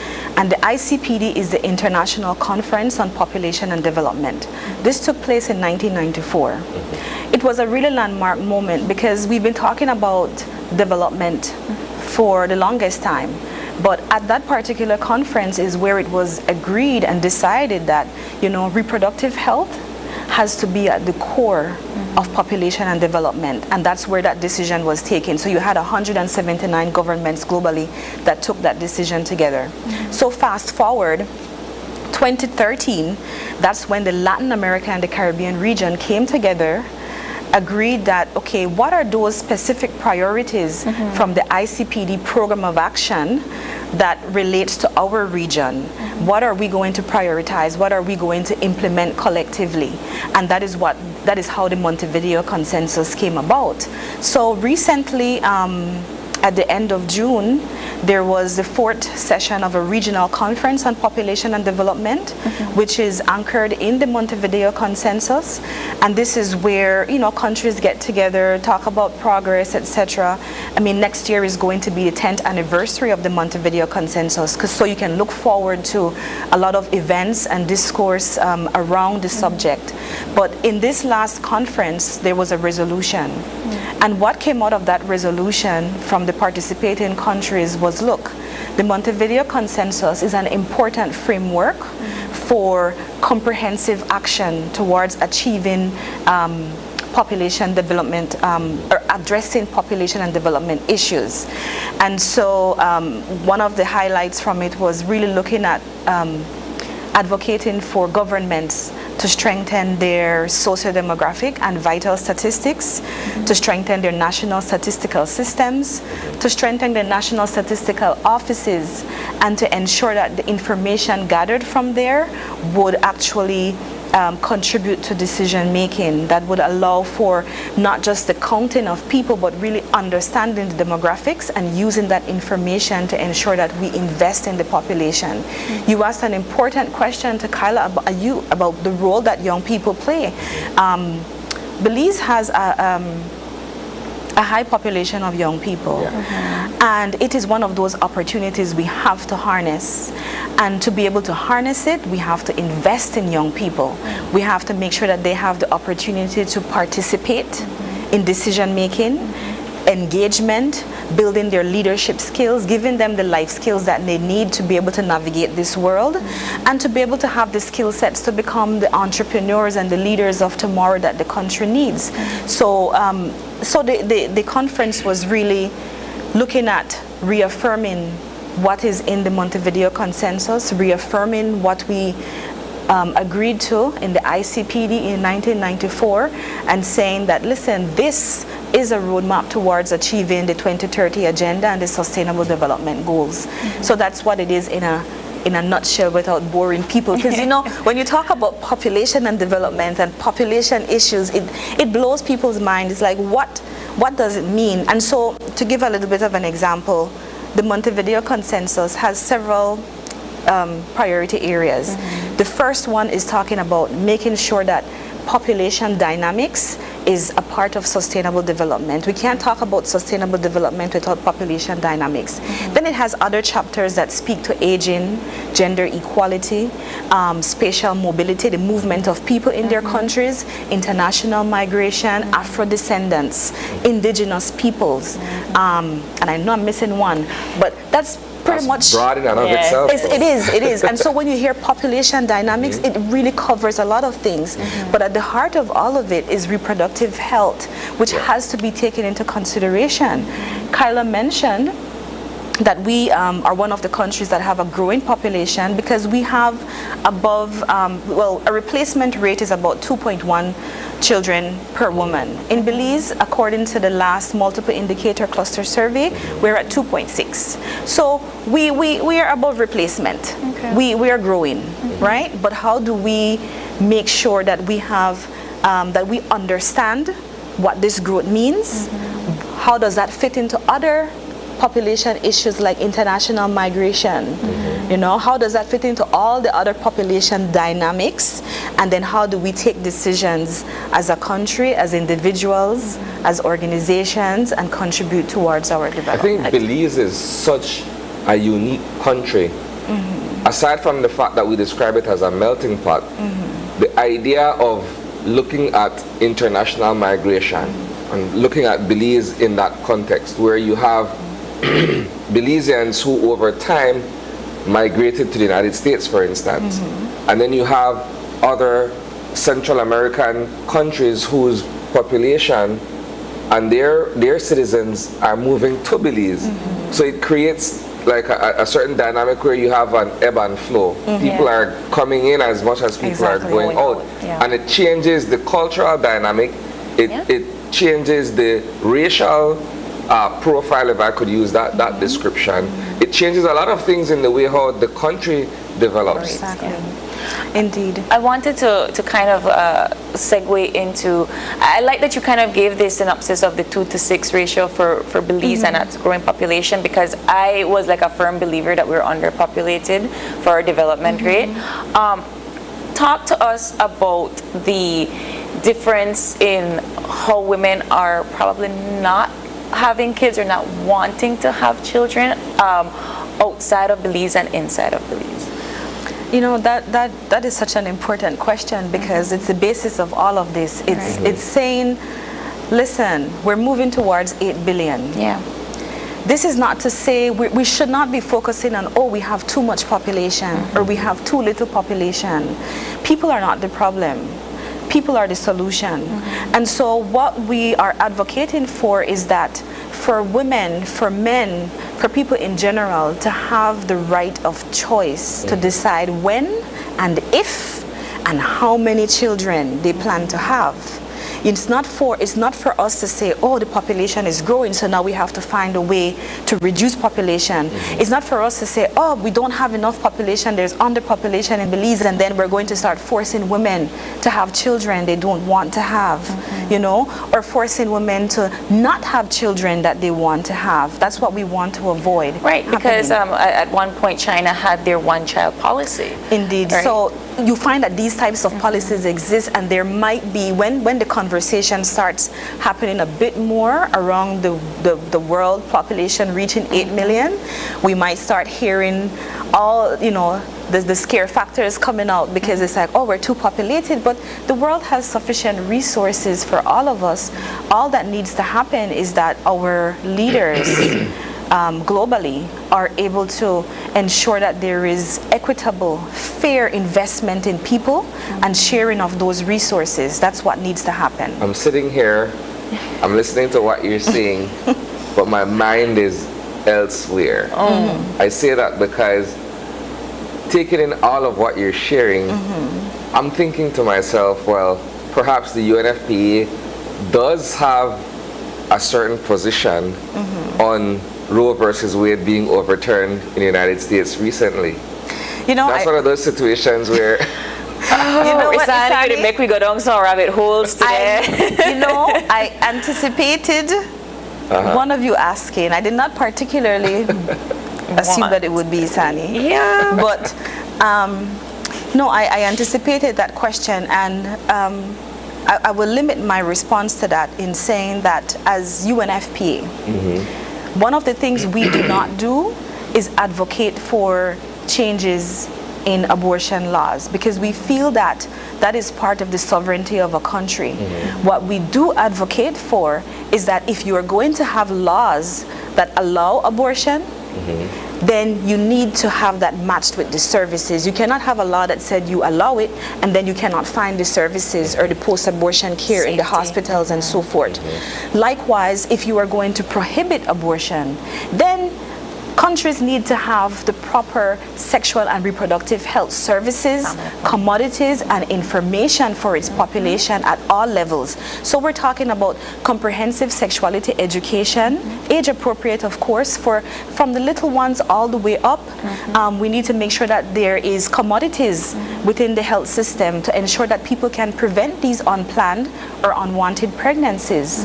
We need to ensure that people are given the education to do exactly what I said earlier, to decide when and if and how many children they want to have without fear of coercion, that it should always be voluntary. And so we need to ensure that the services are there. It's not about the law, it's about ensuring that people have access to services and the commodities that they need and the information to make these informed choices. Do you think in Belize that we are we have those education programs properly in place? And I asked that question because I went to high school several years ago, and I know that such conversations like family planning and safe sex were not a part of our curriculum. Exactly, right? and I would like to invite Kyla to speak on that as the partner on the ground. If looking at the question that you asked, if it's sufficient, it's not sufficient. So, and there are different reasons for that. I mean, Tisa just mentioned comprehensive sexuality education, and that is a lot of things. It's talking about gender, it's talking about sexual and reproductive health, communication, gender-based violence and all of these things. And BFLA as an NGO, we provide this training. We do training with young persons, we do training with teachers. We've had partnerships with the Ministry of Education, even using the Teacher Learning Institute now to provide training to teachers in approaches to sexuality education. We have the curriculum here in Belize. We have the health and family life curriculum. We have the life skills curriculum, the positive youth development curriculum at secondary level. But both of these curriculums could be improved in terms of their comprehensiveness, and that's one layer. So the content is one layer of what is being delivered. The actual delivery, are schools, are institutions allowing teachers to teach certain information? Are they using the language that's appropriate for the children that they're dealing with? In Belize, we still have a lot of censorship in some of our institutions where teachers, the management decides that we will not teach this particular content, especially around contraceptive, family planning, which is detrimental to the young people, right? Because if they don't know, then they can't make informed decisions when they're ready to do that. So there is, I would say, a gap. The FLA has for years been doing providing this type of education, and even with the pandemic, we did a lot of face-to-face, but in the pandemic we started to do a lot of virtual sessions, and so we are strategically also targeting persons who are youth service providers, so that they can share and they can be equipped to deliver the information as well with the young people that they work with. So there is still a lot of work to be done when we talk about comprehensive sexuality education, and even from this process that the Ministry of Education is doing right now in terms of revising curriculum. Some of the feedback that we are getting is that the HSLE, the life skills, is being lost in all of this. And so that is a cause for concern, because it was already not adequate, and so we cannot afford for it to not be presented. This kind of education is directly tied to health outcomes for young people, and so it's more than just what you teach in a classroom, but it's the delivery, it's the attitude change, it's the behavior change that you are also imparting into the young persons. Right. I mean, we're quickly running out of time, and I could continue this conversation for the next half an hour, but briefly tell us a little bit about what UNFPA and BFLA are planning for World Population Day, the activities and so forth that we can expect.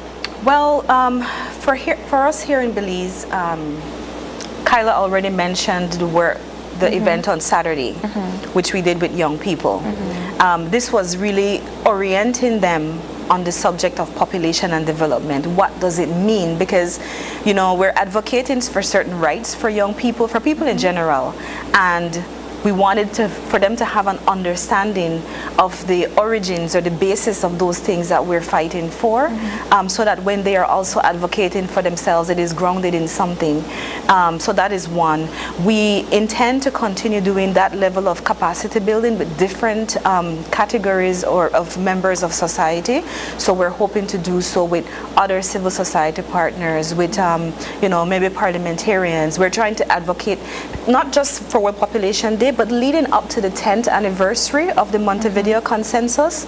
Our plan is to continue collaborating to ensure that information is shared on what population and development means, what it means for the globe to be arriving at 8 billion people.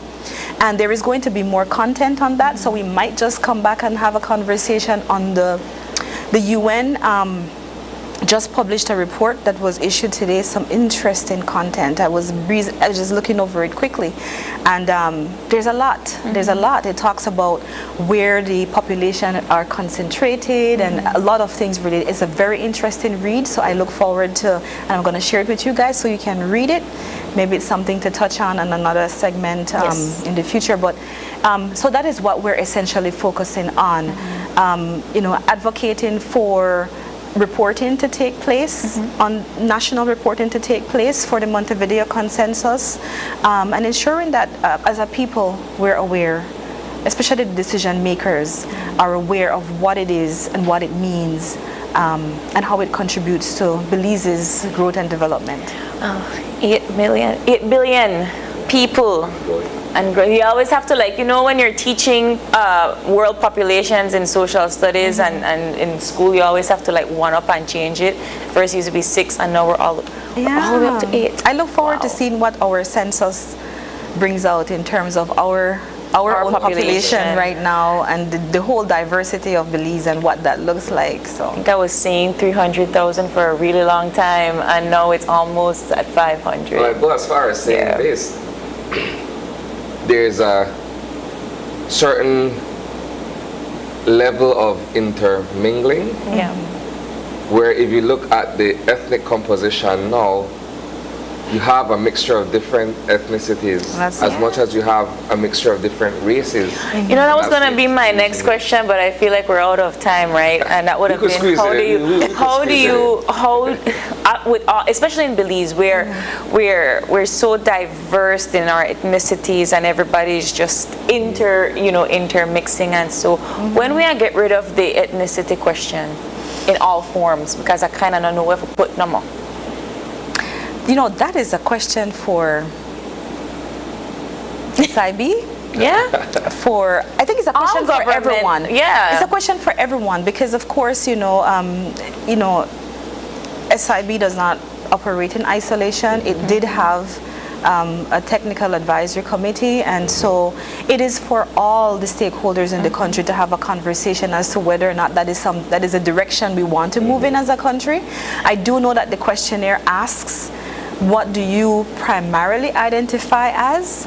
And then it also gives you the option to say, an other, or if you're mixed, and if you're mixed, then what do you mix with? So I look forward to the results of the census to see what it is that people report, because, a lot of us are mixed with many things. And some of us don't look like what we identify as. So it's interesting. I agree 100%, right? But thank you ladies both so much for stopping by and discussing. We look forward to more content, and I guess you'll be back to talk to us about I hope so, if you have me. Yes, of course. And with that, we're going to take our final break, and we'll be back for a wrap up, so stay tuned.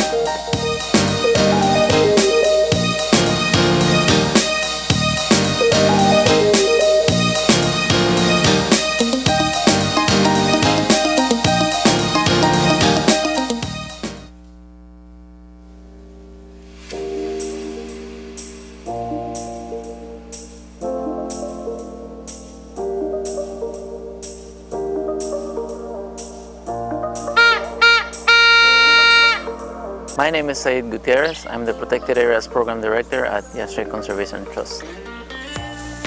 Welcome everyone. Today we are here gathered to celebrate an important day for us. It's a biodiversity focused event. We're here at the Golden Stream Corridor Preserve, and we will be engaging youth primarily from the buffer communities around the protected areas. And so we're happy to have people around learning about protected areas, and also specifically about the wildlife that is found within the Blade Nature Reserve and the Golden Stream Corridor Preserve. Hi, my name is Beth Dorgay. I'm the Science Director at Yashe. A BioBlitz is an event where communities and scientists come together to record as many species as possible in a short amount of time. So this year at Yashe's BioBlitz, we are going out into the field, into the protected areas, and we are documenting all of these species that we can see and hear. That includes birds, mammals, trees, freshwater macroinvertebrates, native bees. There are more than 1 million species on this planet, and these species are facing threats from climate change, habitat loss, invasive species, and other things. So events like this, where you go out and record species, are really critical to actually helping to improve the knowledge that we have of the species in the first place. And second of all, we hope to really engage community members to be able to build their knowledge of the species around them and inspire them to be able to do conservation work like this in the future. I'm Arita Shori, Education and Outreach Officer. On behalf of Yashe, we'd like to thank each and every student, teachers, and adults that took part in this activity for this Biodiversity 2022 to become a memorable experience. But we hope that they actually, learn something. They actually took with them something that the science team put out to them for today. So they want to tell them thank you, and we hope to see them again next year for the Biodiversity 2023.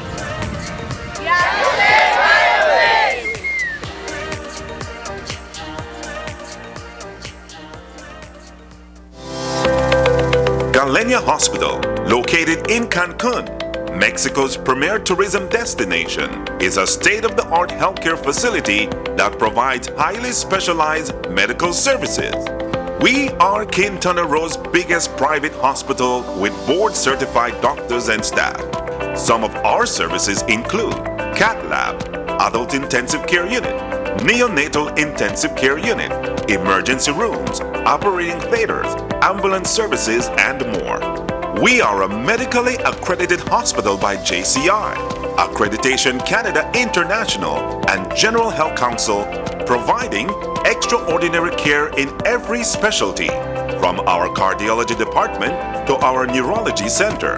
We are focused on treating the entire person, body, mind, and spirit. Contact us at medicaltourism@hospitalgalenia.com or visit our website at www.hospitalgalenia.com. Come to Galenia Hospital in Cancun for a truly personal medical care experience. Your life just got a lot less complicated with Belize Bank Contactless MasterCard Debit Card. Introducing our Standard Debit and MasterCard Platinum Debit Cards. Now you can make purchases anywhere MasterCard is accepted with one tap, pay and go. Your contactless card never has to leave your hands, especially in these times. And your card is embedded with multiple layers of security. Platinum card holders get to enjoy extra benefits like price protection, purchase protection, trip inconvenience, and luggage protection, just to name a few. Start enjoying a cashless lifestyle today with the Belize Bank.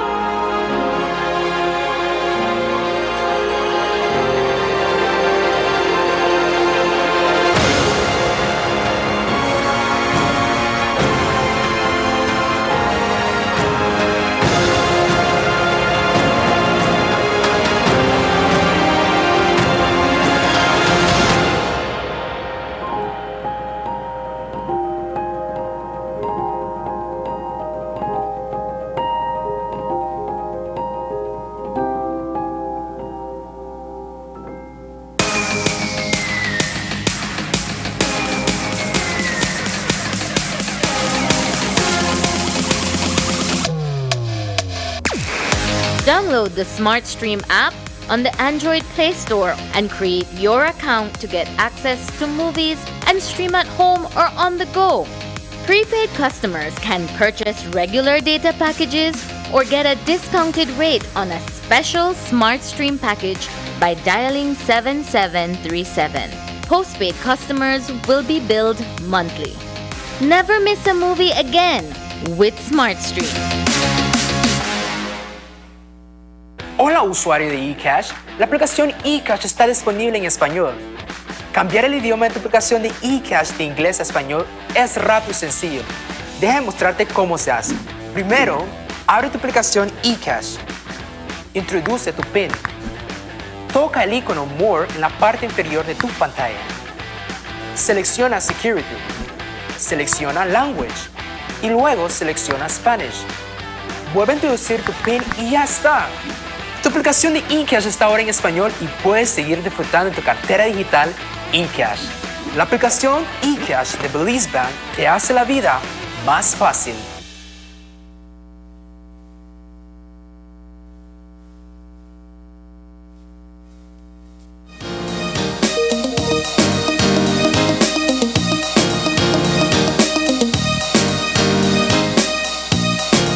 And we are back just like that. The Monday has come to the morning Monday show has come to a conclusion. Sunny and I have day jobs to go to after this, but two wonderful conversations this morning, beginning with the 100th anniversary of the Public Service union. I want to take the opportunity to say happy PSU week. Yes. To all my friends in the public service. I mean, a lot of times we bash and criticize, but also there are public officers who do exceptional and exemplary work in terms of delivering the services required for the public to continue. I definitely agree with you, Isani. I think that a lot of what the general population takes for granted is that your entire day functions on the back of public servants. Your entire day, and that goes from the person that is in the secretary office. I'll stick up in there. I've always grappled with the term, right? I prefer public officers. Oh, I'm sorry. Public apologize. Servant to me sounds like you're discussing someone who's servile, someone who's discussing servitude in a negative kind of way. And for me, I see it in a positive light, where you are providing the day-to-day service of the person. I always come here and I talk about the minister, the government. Versus maid. I guess I could see it in that light. I always stick to the idea of service and servant, because when I talk about those that run office, those that are in government, I always say you are providing a service to me, the person that vote for you. So I think that maybe I use it a little too loosely in that aspect, but I do agree with you, right? I do agree that some people take the political term, the political correctness is valid, but I do want to highlight that it doesn't matter if you are the person that is manning the phones, the person that is manning public customer service, the person that is the CEO.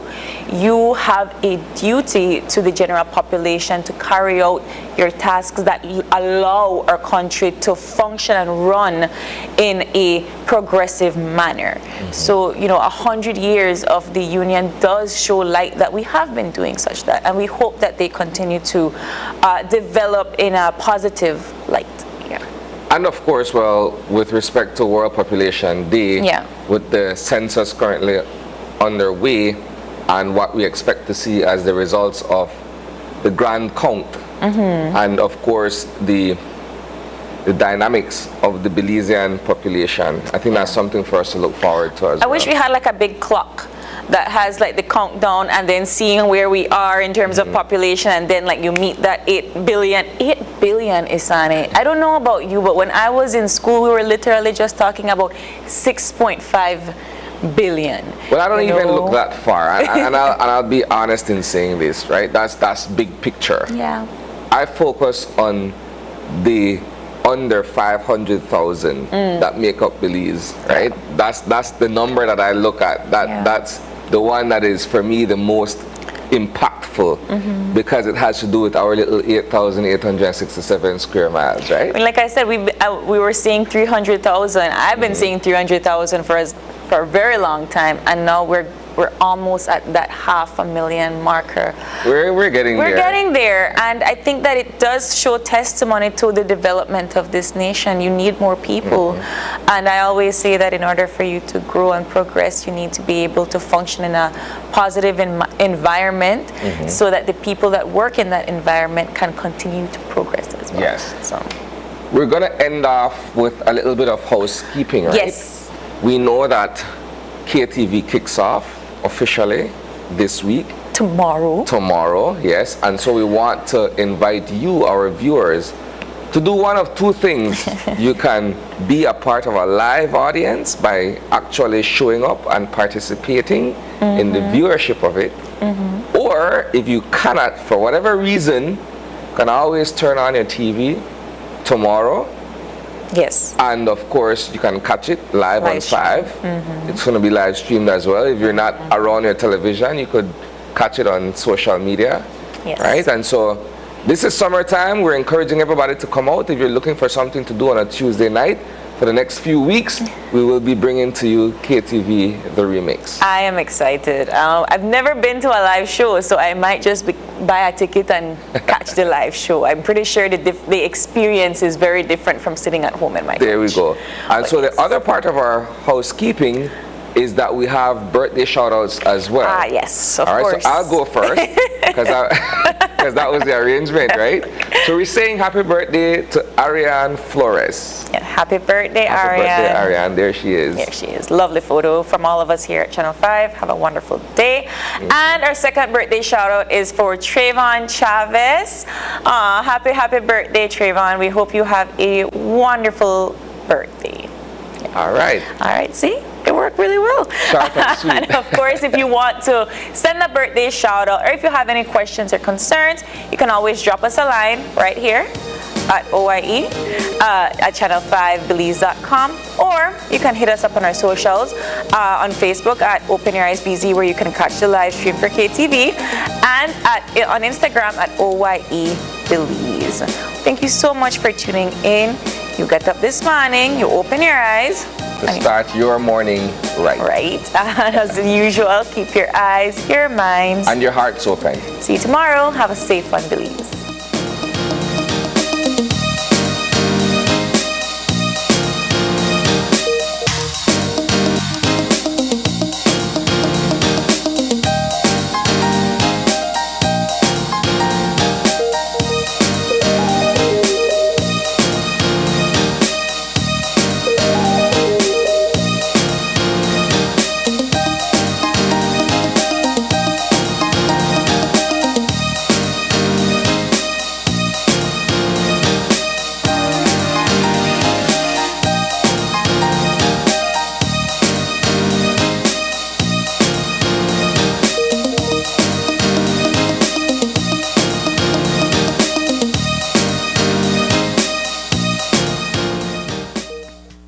Open Your Eyes is brought to you by